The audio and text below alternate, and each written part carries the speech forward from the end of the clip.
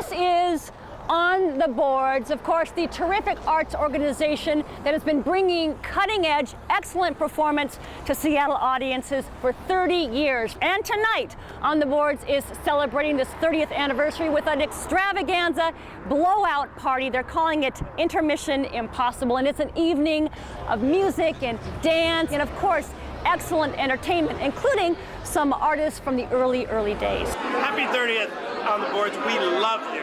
For people who don't know about On the Boards or don't really know what it's about, how would you describe what happens here? What's the mission of On the Boards? On the Board's mission is to manifest creativity in all its forms, in all its essence, and basically take consciousness to an accelerated level of transformation where we can see not just the microcosm of this world we call performance art, but we're able to see the universe of the human existence and its endeavors. So it's not too hard. Heady at all. No. Now this of course started in 1979. That was very nice. I moved actually in '79. Do you think that On the Boards has continued to do that for the last 30 years? Hell yeah, we totally have. And we do it on a local, a regional level, and then we break it down internationally. We bring some of the coolest artists in the world to Seattle. What do you think is going to be changing for On the Boards, or is there going to be changes in the next 30 years? What do you want to see happen?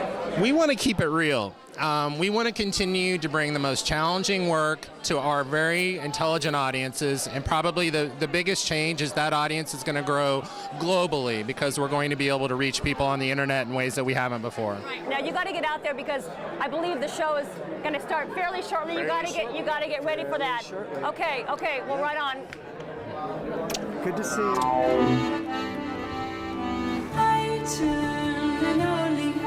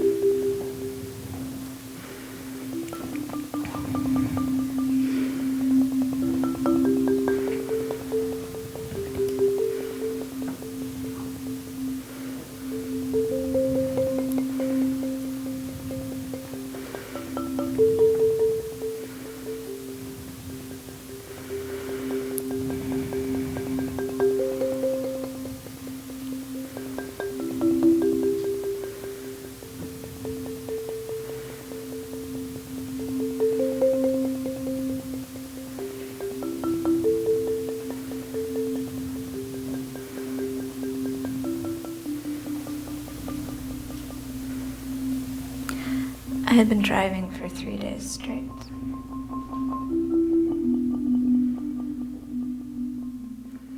I was driving across the country just to, see what it was like.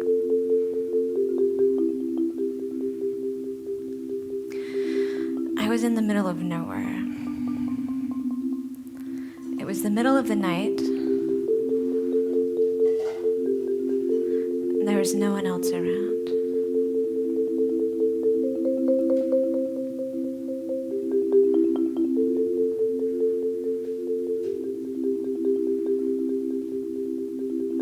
And I was so tired that I was practically hallucinating.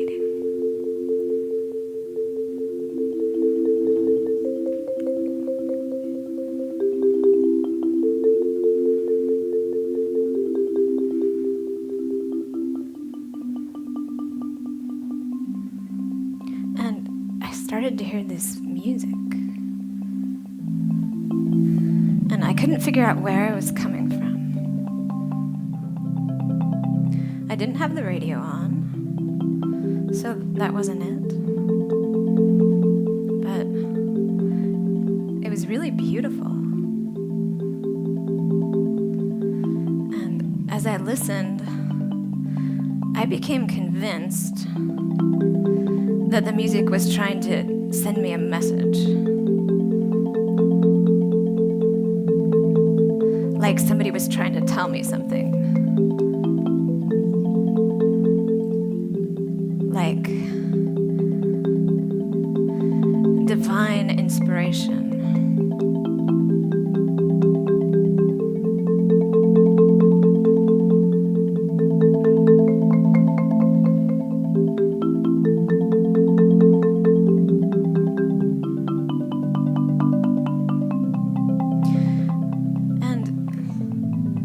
Over to my right,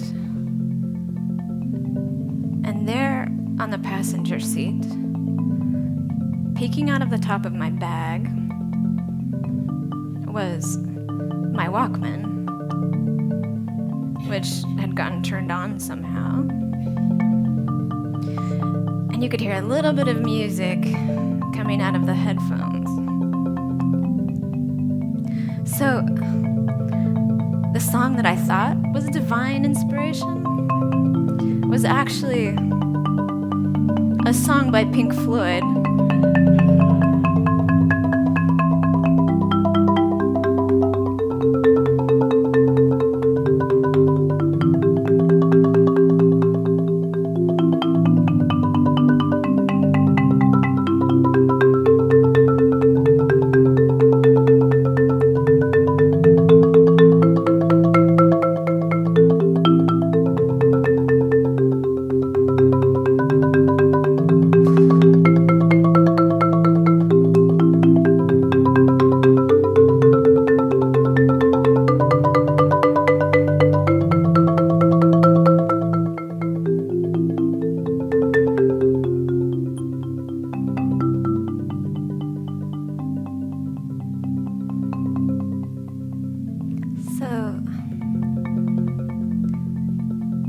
Be careful what you're inspired by. Because when you think you're getting a message from God, you might just be getting a message from, Roger Waters.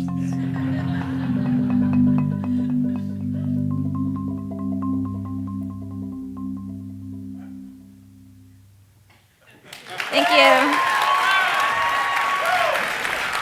Oh, thank you. Thank you. Thank you very much. Welcome to the Science Horizons Consumer Lecture Series. I'm Philip Morris.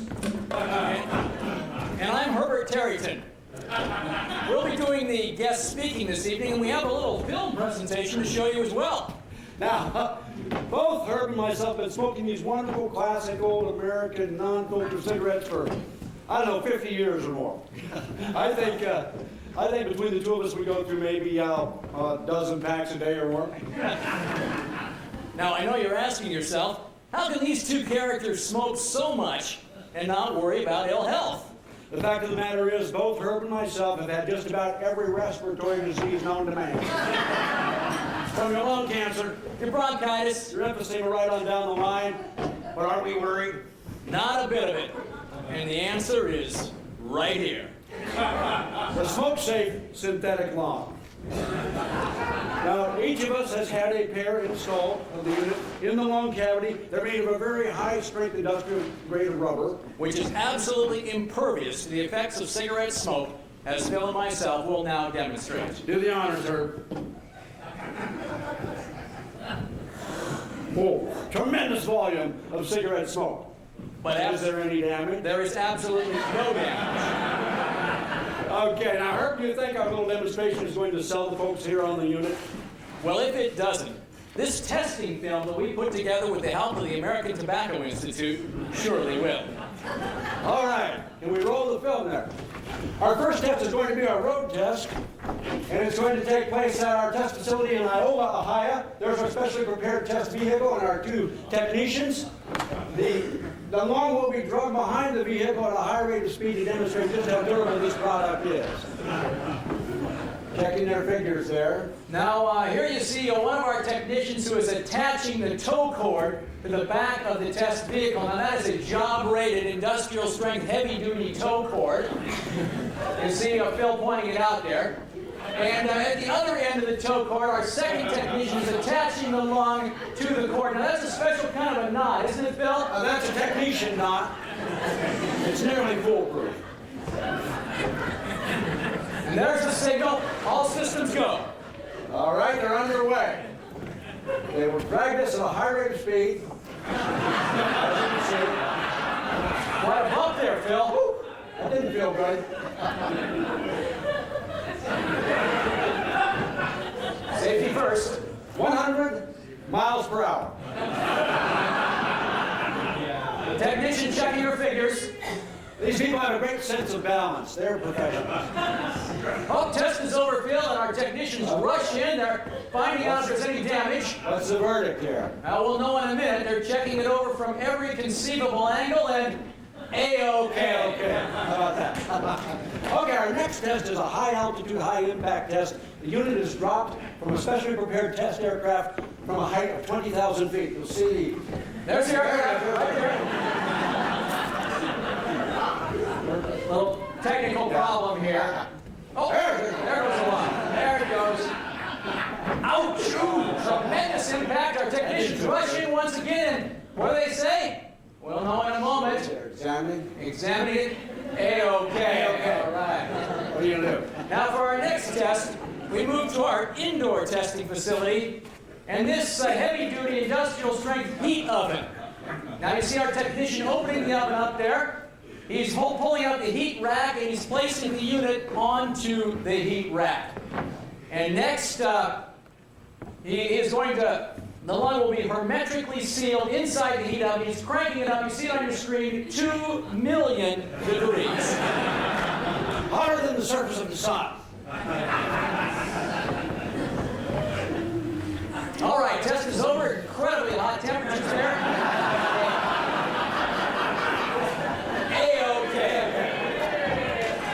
All right. Our next test is psychological stress and social intimidation. Now, we all like to go to parties. Our home is no different.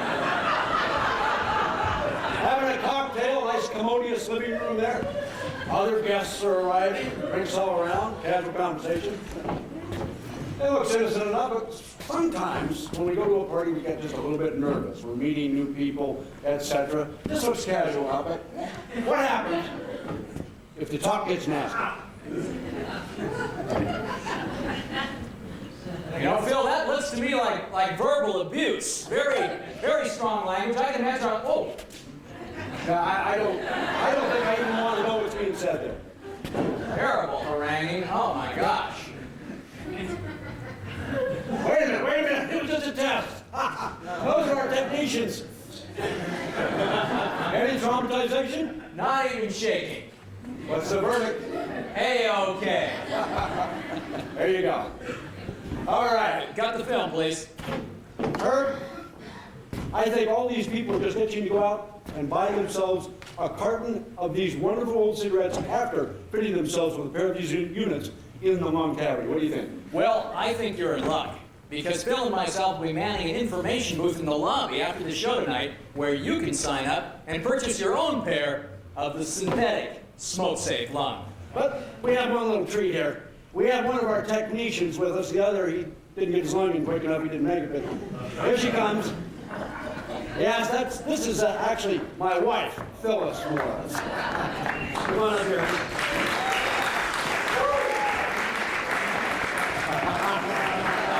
As you can see, she still has a tremendous sense of balance. Okay, I'm Philip Morris. And I am Herbert Terryton. And we are saying, along with Phyllis Morris, so long And happy smoking.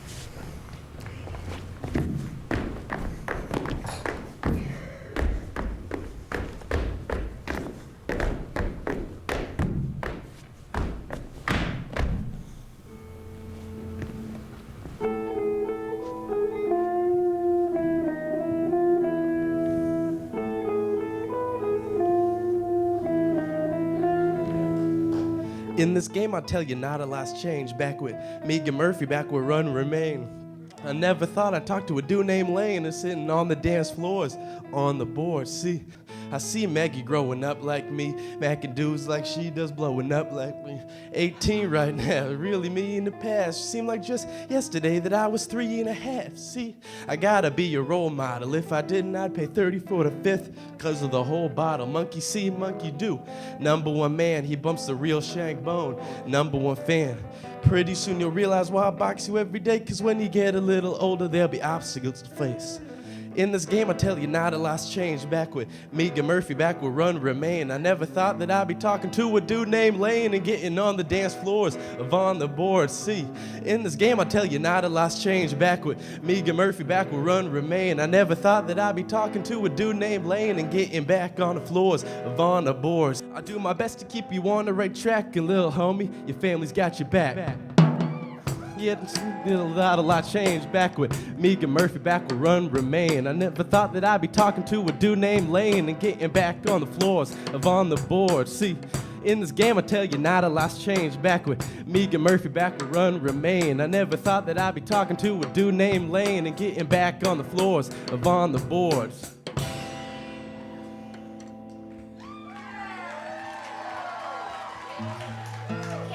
So this is a song about a tiny, tiny person devouring every. Why is it funny? No, devouring everything in sight, and you know how that goes.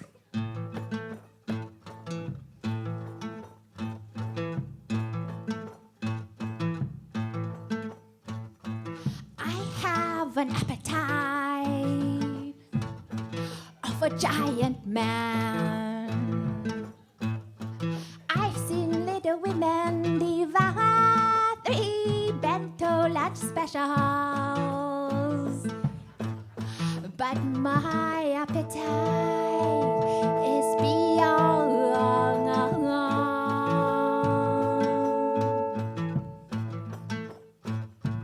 I gorge when I need to,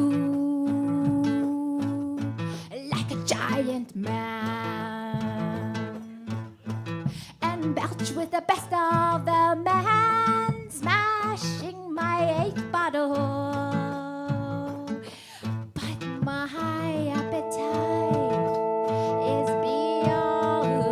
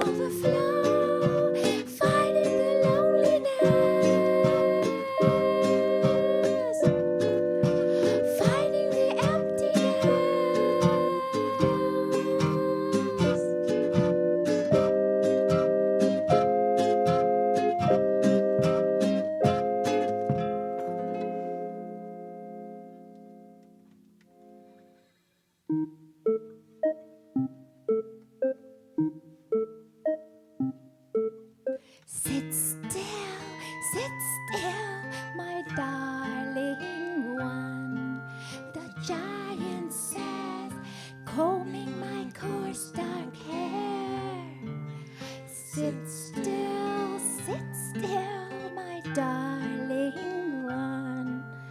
Can't sit still, lie going, but my appetite is beyond. When I unhook my jaw, my prey outside is me.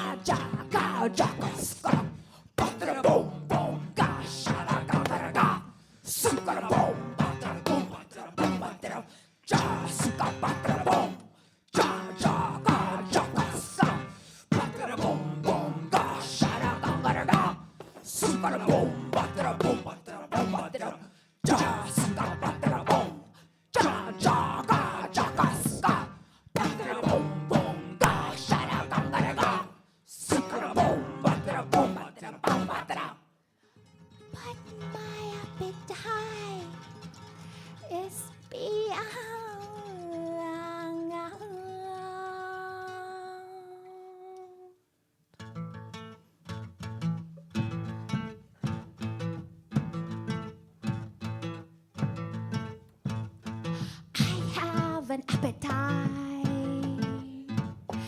of a giant man.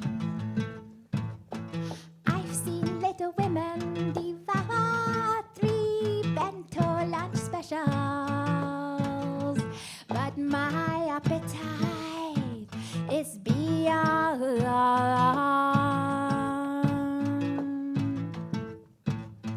I gorge when I need to, giant man, and belch with the best of the man, smashing my 8th bottle, but my appetite is beyond.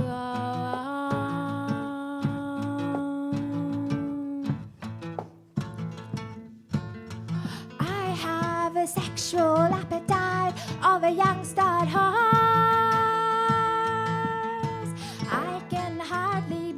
Satisfied.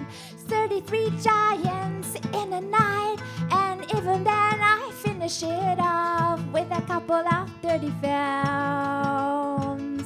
Oh, but my appetite is beyond.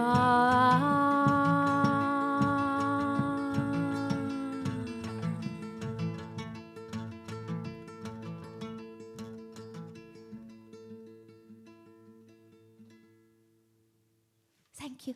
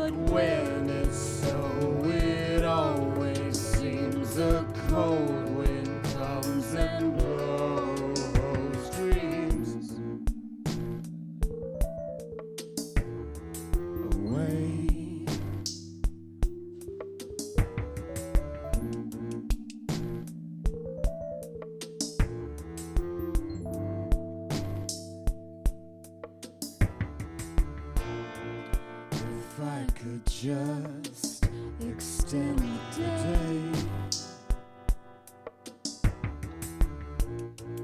It feels so good, just this way. My skin is cool, my mind is clear. Everything's so fun.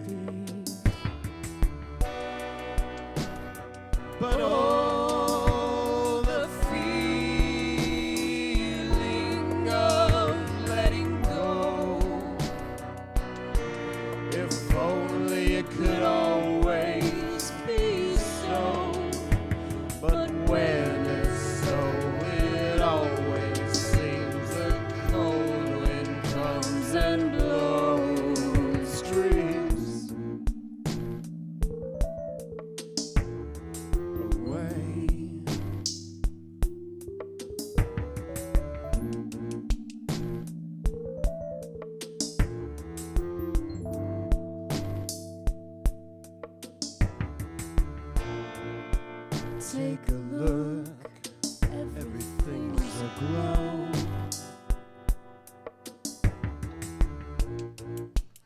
Nothing to prove, everything to show.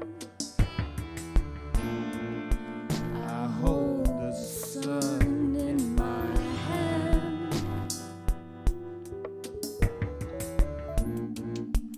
Shines through me and fills the land. I'm in tune, there's no doubt. Till the hand descends and snuffs me out. But oh, the feeling of letting go. If only it could always be so. But when it's so, it always seems a cold wind comes and blows dreams away.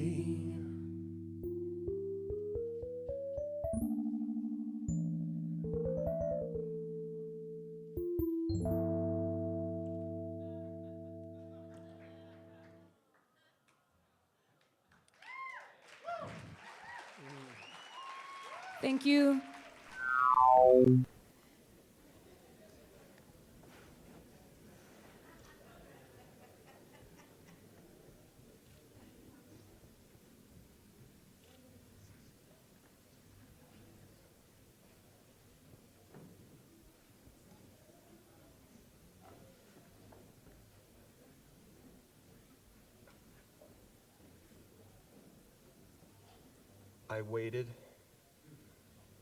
I waited for 26 years.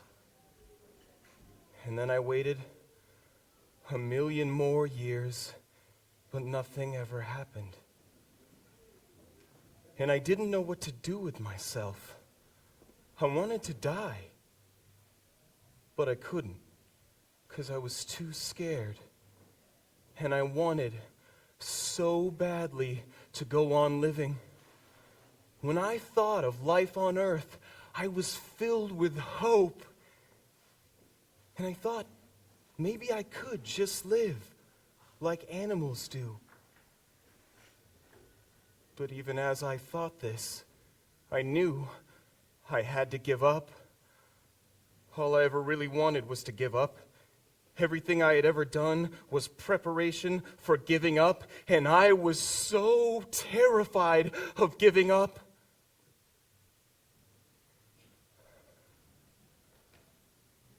I want to make it very clear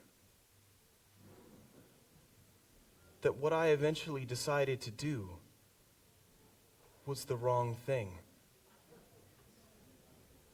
I made the worst possible decision, and I'm not a role model for anybody.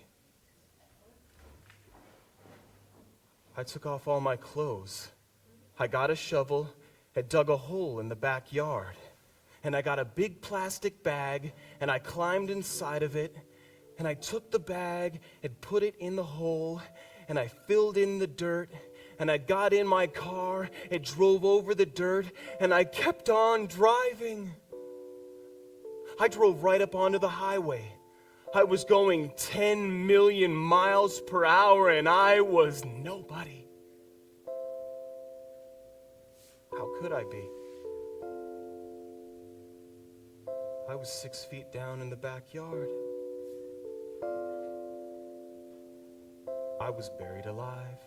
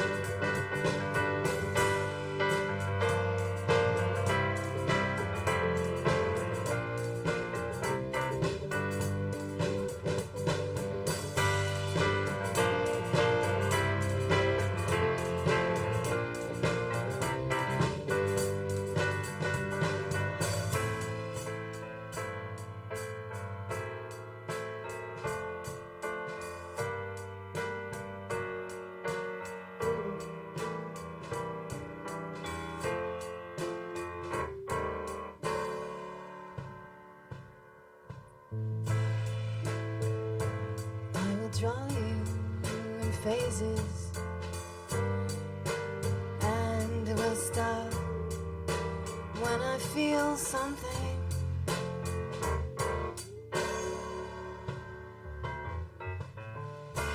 You are bursting with potential. I am in phases.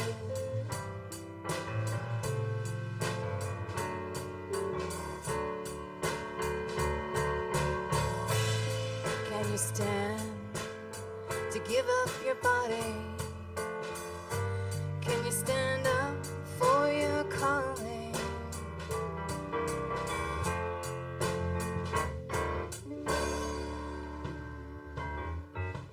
Can you stand to bask in your glory? Can you stand no time at all?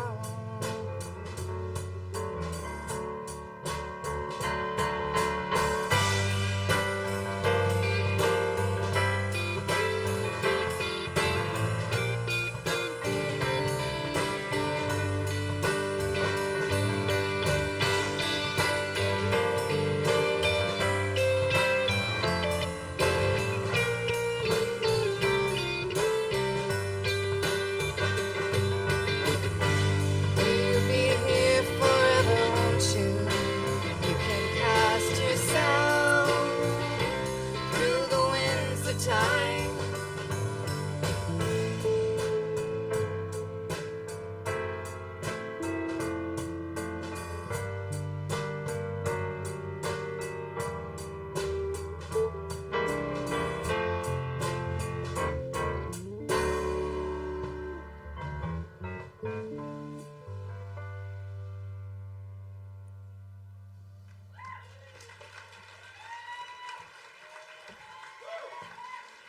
Thank you.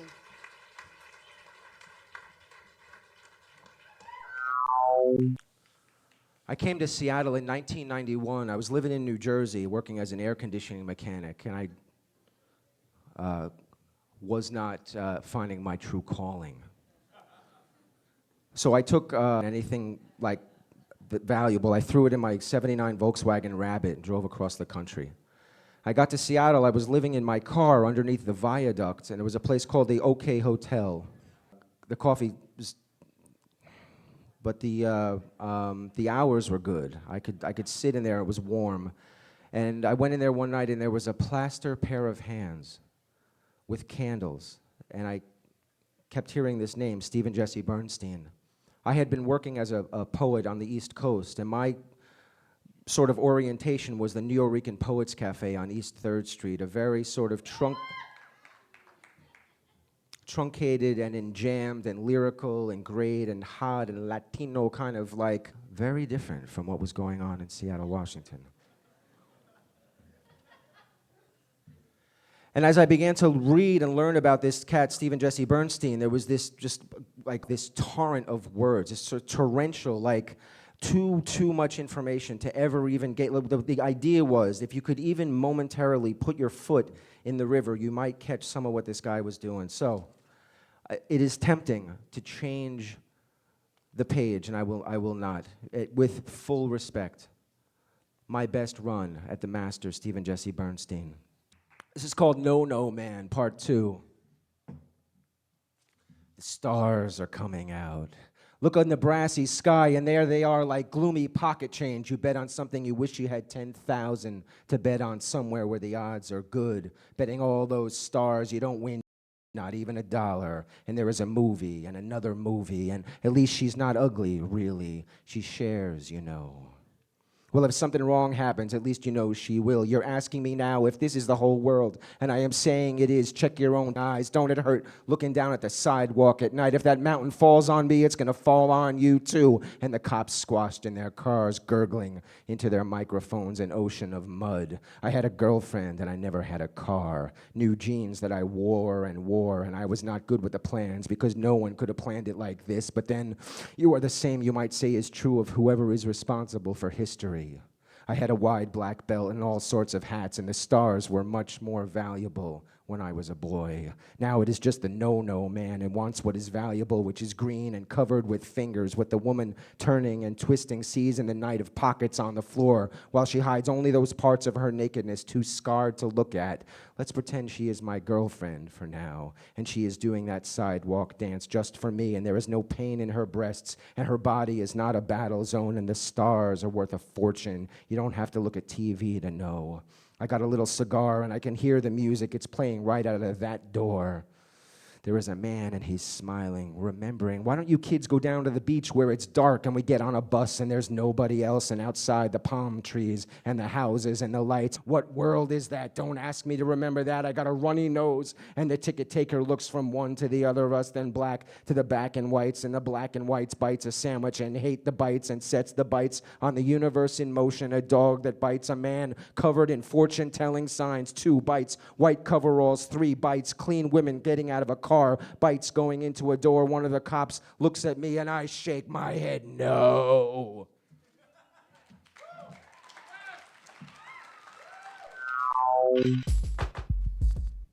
There's a hum in the lobby, you can hear it.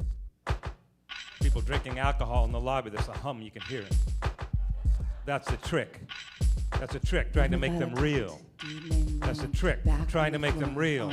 Red tables, red candles, that's a trick, trying to make it all real. Trying to make it all real. It's an ancient silent film in the lobby. You can hear the hum, you can hear the hum, but I'm going to canvas. I'm going to canvas.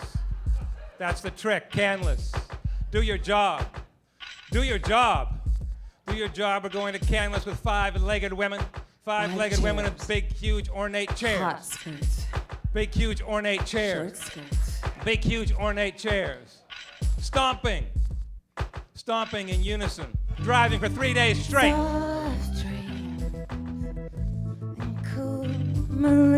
Driving for 3 days straight.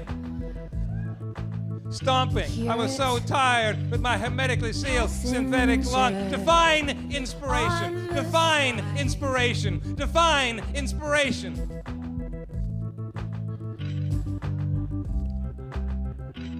I'm going to canvas. Why is it funny? Why is it funny? It's the family business. It's a family business. Talking to a Dave and I got my sister's back. On the boards. I got my sister's back. To a dude named Lane. Back on the floor, on the board. And I got my sister's back. And I got my sister's back. And there's some mutter in the lobby, and that's okay because they're drinking. We're going to canvas. Me and my sister. It's a family business, and we're doing our job. Ancient as a silent film playing in the lobby. I was buried alive. I was buried alive. And I was going 10 million miles an hour and I was nobody. And I was going 10 million miles an hour and I was nobody. Fighting the emptiness. I was empty. Girls. And I had a pot. I had a hat. I had a hat. I had a hat like Paul Revere, and I was pointing at stuff. Insatiable. And I was pointing at stuff. And I was pointing to a 5-legged woman.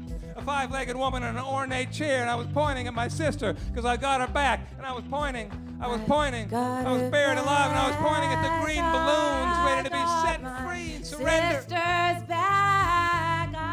I've got my sister. I got my sister's back. I got my sister's back. I got my sister's back. I got my sister's back. I got my sister's back. And I want to talk about. I want to put my foot in the river here. I want to put my foot in the river here. If I could just put my foot in the river here and see what kind of words flow by. And I want to talk about Steve and Jesse Bernstein. And I want to talk about Steve and Jesse Bernstein. And I want to hear the words without Steve and Jesse Bernstein even being in the way. And I get to hear the words of Steve and Jesse Bernstein. And I got my sister's back. I got my sister's back. And I got my sister's back. And the dark man is ripping his gloves out. And it makes me afraid. And it makes me afraid. Stars coming out. It was so tired. It was so tired. And it's been 30 years and we're tired. We're tired. And we got the red candles and the red tape, and we got the hot red sand, or the red hot sand, red beach. And we're stomping. We're stomping. We're stomping in unison on the words of Jesse Bernstein. And I'm Megan Murphy, and 1,000 other. They've been working out. They've been working out. I know I did the wrong thing. Why is it funny? Oh, I did the wrong thing. Why is it funny?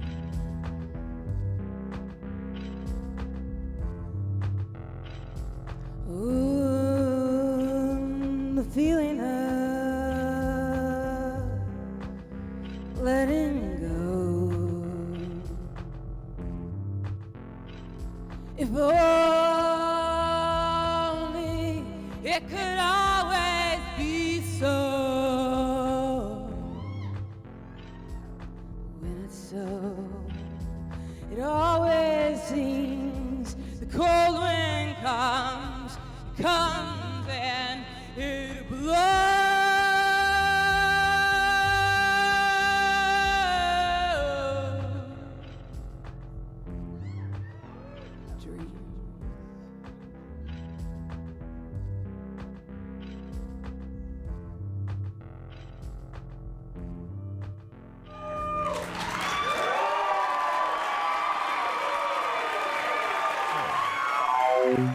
I'd like for you all to focus on this cake very carefully. We are one with this cake, and we all come from one big bang.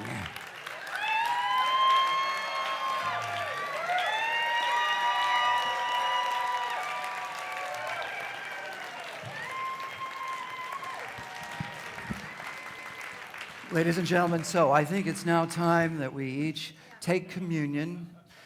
The body of On the Boards is here for you all to eat. The blood of On the Boards is here for you to drink. And have a very transformative and global evening. Congratulations.